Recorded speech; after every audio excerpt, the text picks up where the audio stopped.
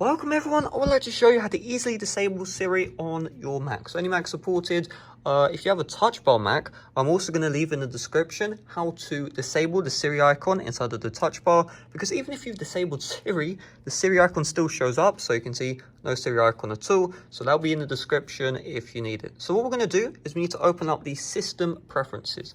So you can use the launchpad or the search at the top right. So I'm going to search up for system preferences. I'm going to load this up. And what we're going to do is we're just going to click on Siri. And you see enable Ask Siri. Just set this to off. And once you turn this off, that means that Ask Siri is disabled. So, you know, if you have Hey Siri on, that will not work. If you have the Siri touch bar icon, that will stop working. Siri will be disabled. In my opinion, Siri isn't useful tool on Mac. Like, you can't even do like calculations on Siri.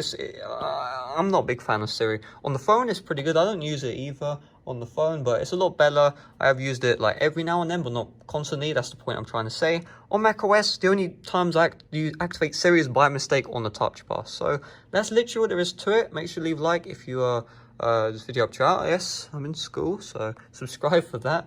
And yeah, see you guys later. Bye bye.